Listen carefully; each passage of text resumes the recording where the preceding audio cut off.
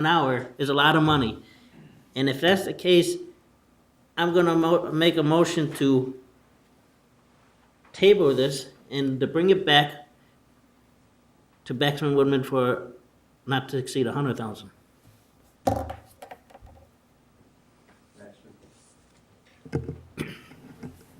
We won't have an intern collecting this. We actually have a surveyor that collects this information, the same one that's been out here collecting street lights and the other utility infrastructure that the city's had us collect.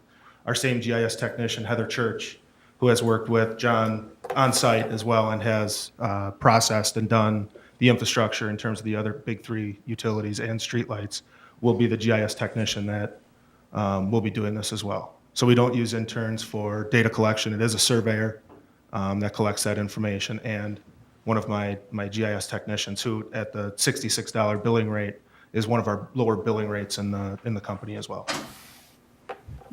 Okay. Alderman Coles.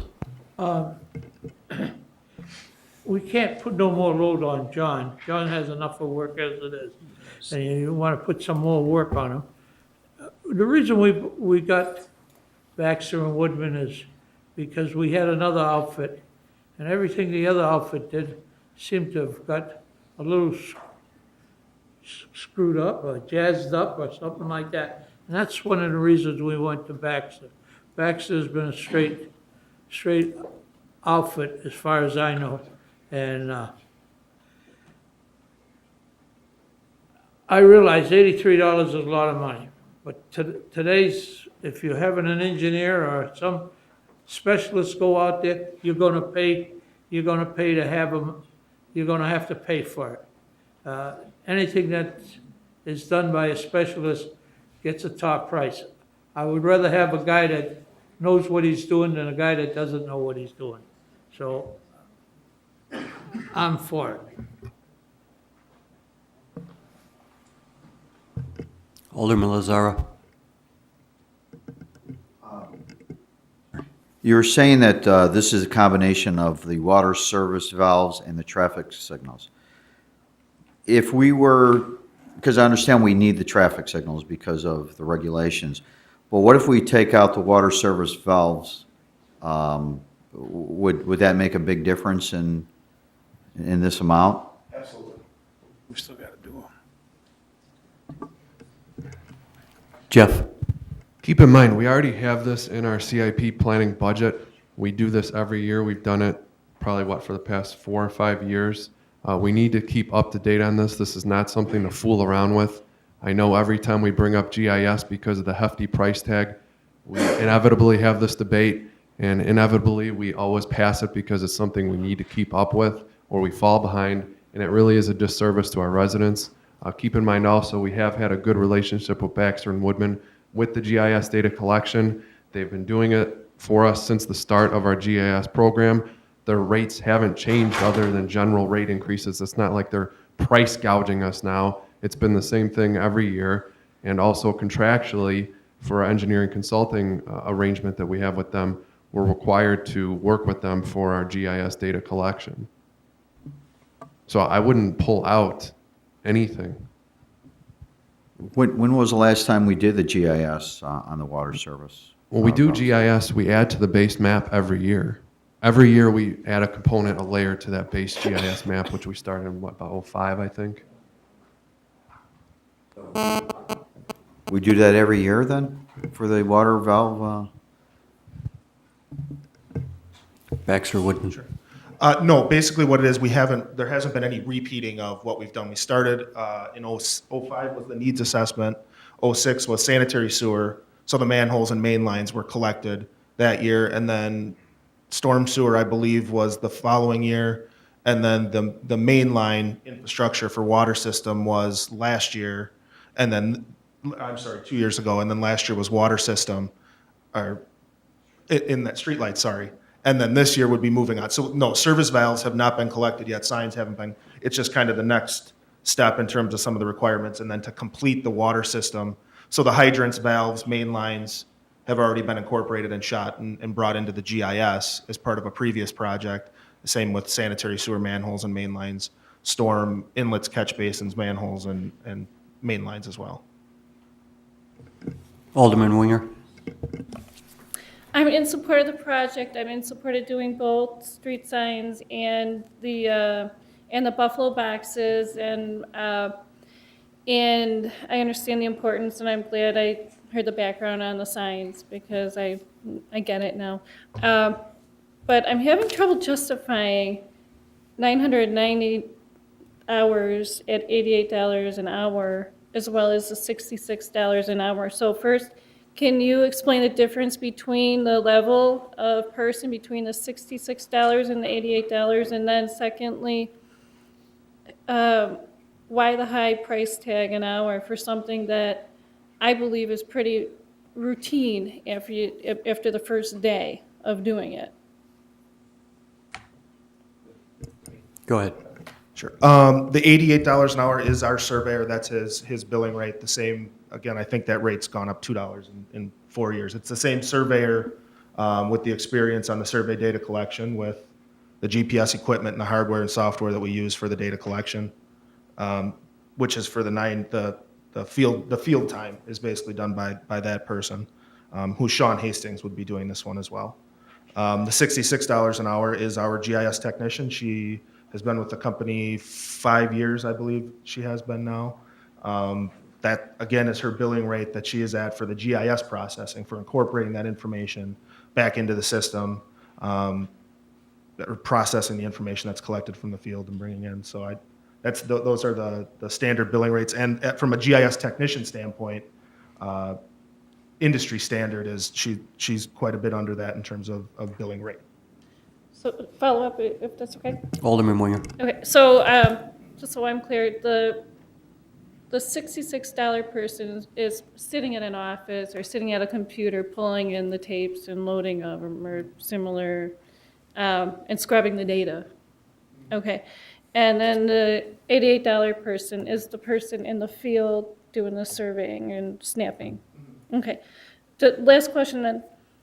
Why do we need a surveyor versus just a standard field person? Go ahead. Because we are using the GPS equipment. And it still comes back to the fact of guaranteeing, kind of like Chairman Wesley had said as well, is there still is the ability and the requirement as part of the data collection process to make sure that the information you're getting is accurate and is collected and assessed properly.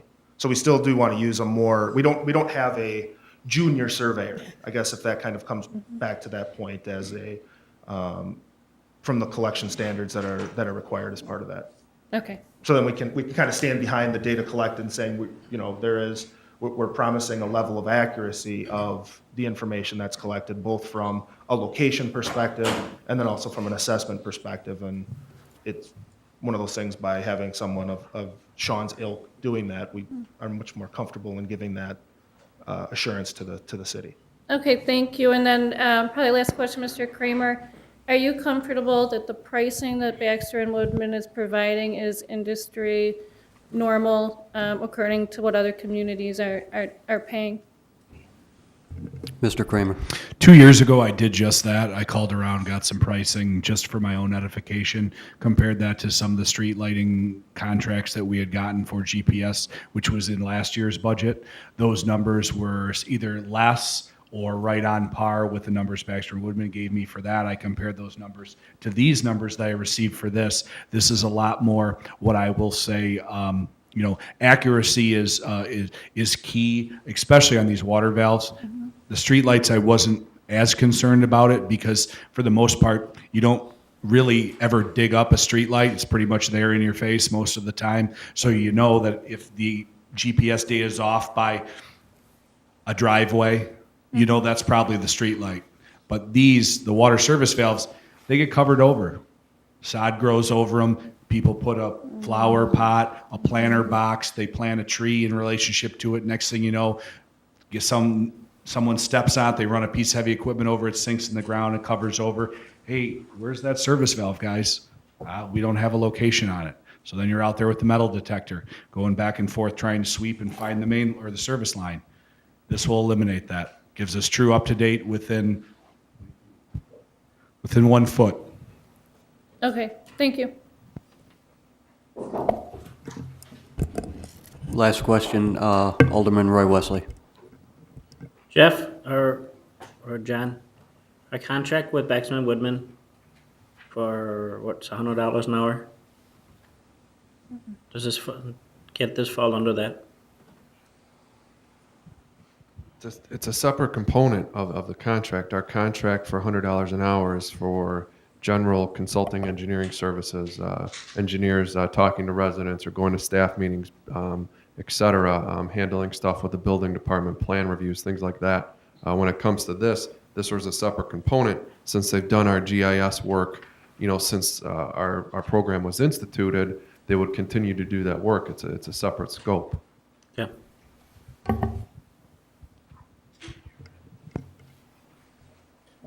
Being no further questions, can we take a roll call? I thought there was a motion on the floor. And we had a second by Alderman Winger, wasn't it? Oh, Alderman Lazara.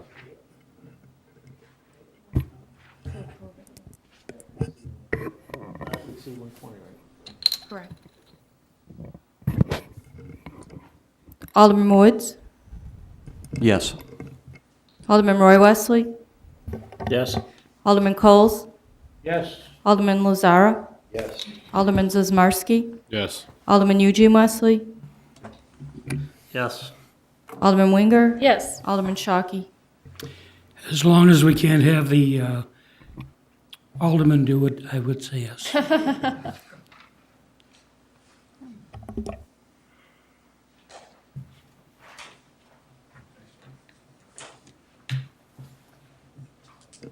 Motion passes, and Eugene, you can take over again. I would test you since I won't be here next week. Item number 7, report and recommendation contract awarded for Reservoir 3 and 4.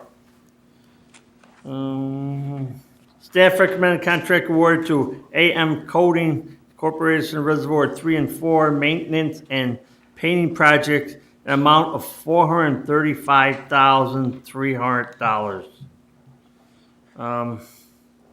There was a couple of questions here in a memo that you received. Project is over budget by probably $55,000. Can you just tell me what projects we moved out of water and sewer fund to bring this in line? And my follow-up question is, who came up with the number in the CIP that we owe 55,000? Was that, okay, go ahead. Me. I was off. Okay. So what projects were cut? WS WW09, the tank covers at the South Wastewater Treatment Plant for $220,000. And Okay. WS WW14, North Wastewater Treatment Plant diffuser. The first tank covers at South Plant are being canceled because we had an engineer review our tanks at the South Plant. The tanks are not structurally stable to hold covers. We didn't know that until we started to get some preliminary ideas from an engineering firm. Looking at our tanks, we can't put covers on them. So that kind of eliminates that project. No sense in trying to reinforce the tanks. The tanks at South Plant were put in 1960. No sense in recreating the wheel. The wastewater treatment plant diffusers, we're going to try and incorporate that into the new treatment plant design. And that was a pretty small project of $30,000. So roughly we're $250,000 savings. So again, the reservoirs originally, we were going to go with a power washing and repainting. We opted because of their condition for a complete stripping and primer and repaint. That's why on the second page you see all the different deduct A, B, and C. A is primer, B is new paint, and C is cathodic protection. Cathodic protection is basically running a low voltage current through a metal surface in order to keep the corrosion level down on it. So I'm recommending that the city spend the full total bid amount of $435,000, sandblast, paint, primer, and paint the tanks appropriately so they last the ultimate life that we get out of them. So we're not doing this again in another 10 to 15 years. We're doing it in 15 to 25 years.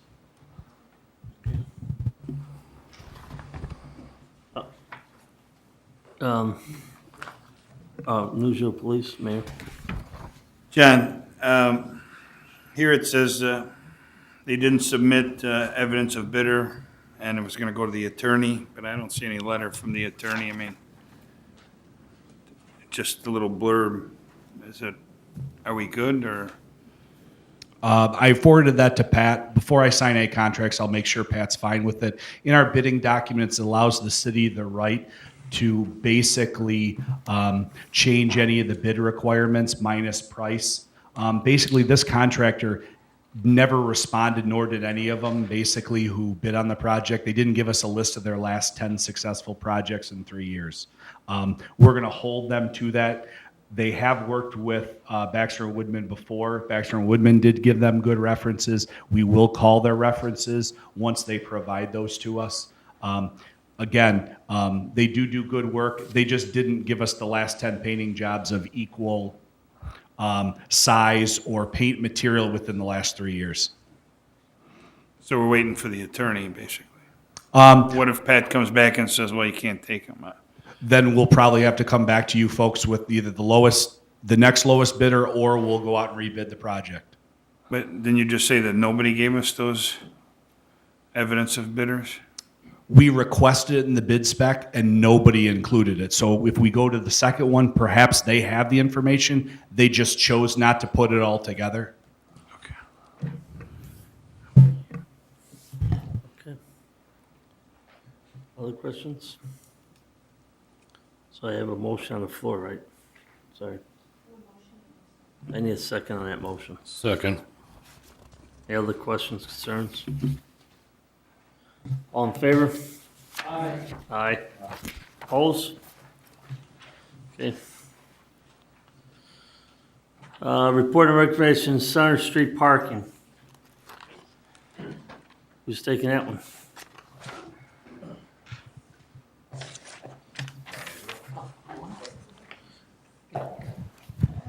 Well, you know what? I don't care, just take it. Go ahead. I don't care, just someone take it. Mr. Kramer. Several weeks ago, staff was asked to investigate a parking issue on Center Street. There was some, as we investigated, John Forrest from the building department, Frank Benoist, police chief, there was some information on the ordinances in relationship to parking and the times and the dates in which Center Street parking were available that were not cohesive. They didn't all match.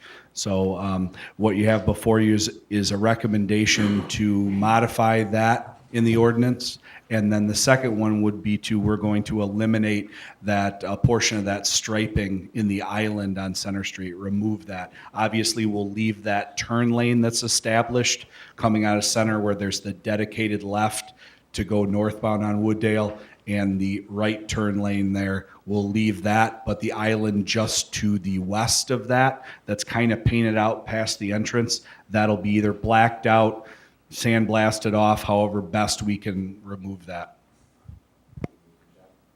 Okay, and what are we doing? Wasn't there a parking issue up there too, on Center Street or no? Rick, you care, Jessica?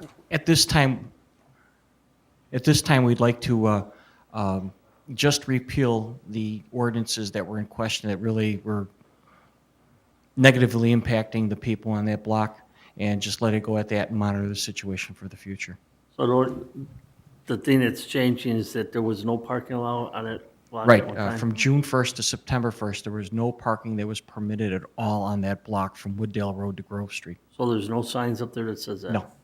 So we don't have to do anything? No, nothing at all. People will not, this is just a housekeeping issue. Yeah. Any other questions on that? Well, you need directions to proceed with that, or need a motion, or? We're just looking, what we're going to actually do is amend the parking, Chapter 15, Article 20, Section 15, 2005, 2006, and 2014 of the city code. Okay, that is my motion, whatever he said there. Second. Any questions, concerns? All in favor? Aye. Aye. Any opposed? Motion carries. Item number 9, contract awards through Wooddale Road Booster Station Improvement for amount of $92,908 to Gooskin and Walter Construction Corporation, including work order for Baxter and Woods for construction supervisor. That is my motion. Second. I believe this is a budget item.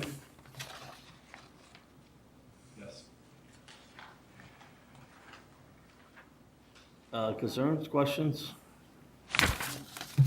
All right, that is my motion. I have a second. All in favor? Aye. Okay, that's end of number 9. Items to be considered future meetings, citywide drainage solution, June, illegal sanitation sewer line connection, June, Tall Oak, June, City Hall brick pavement, Urban Park, and Wooddale Road retaining wall. I believe, John, just refresh my memory. The paver bricks and the retaining wall went out for bid, and no one bid on it. Now, one company bid for it. So I believe we put them all together. I believe we now went out separate bids for them. Well, I just want people to know, but, okay. Yeah, the first bid letting we had, nobody picked up plans. They were a little cumbersome. There were some metro requirements for the retaining wall block that was located on Wooddale or Irving. There's some metro requirements because they're working within X amount of feet of the tracks. The City Hall pavers here had a component for a heated surface underneath, which I think may have scared some people away as well. So we've kind of, Jason actually is the one who's been working on helping us develop the specs for that project. We now have a better list of contractors. We have sent them the specs, and we're expecting the results back first week of June. So you should have that, I want to say that second committee meeting in June. All right. Any other items added on, Jim? Alderman Roy Wesley. I have a couple of things. First thing is, John, could you give me a little update on Addison Road with ComEd? And when is our rep coming in?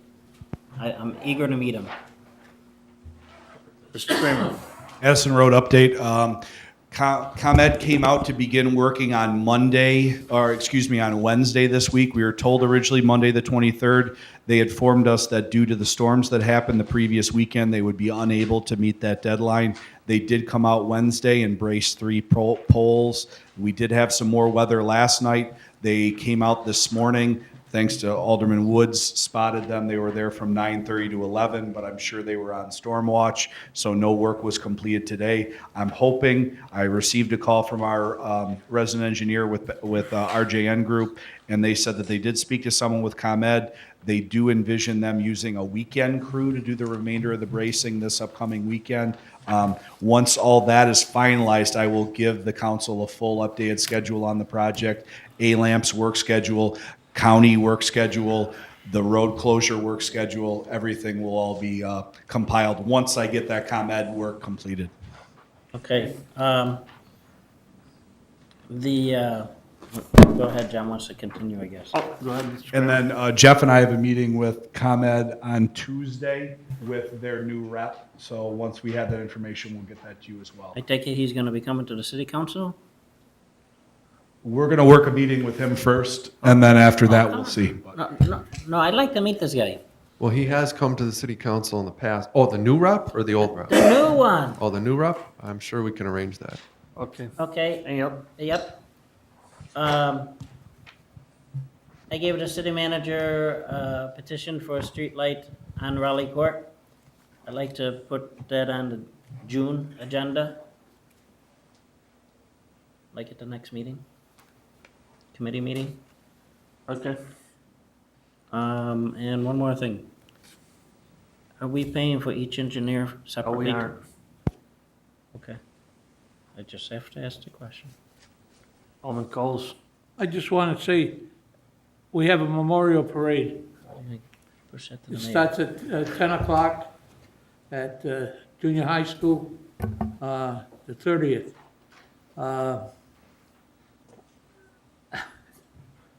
Maybe I shouldn't have said it, maybe I should have said it, but. All right, you forgot, but that's all right. We have a good parade, so everybody come. Okay. Anything else? Mayor, care to address anything or no? No, we mentioned the parade last week, and this week's meetings will be on Monday, so it'll be after the parade. Okay. That's why, Oh, yeah, that's why I didn't say it. We said it last week. Okay. Mr. Woods? I'm not taking your job. I'd like to add, I want to go back in the budget and take a look at that snow blower that was in the budget for $150,000 and revisit to see if we really need that, given the economic times and the way things are going with all the other projects we have in town. We have no shortage of things to spend money on. I just want to see if this is a wise choice for us. Okay. Anything else? That's it? I'll make a motion to adjourn. I'll second. All in favor? Aye. Motion carried. Thanks.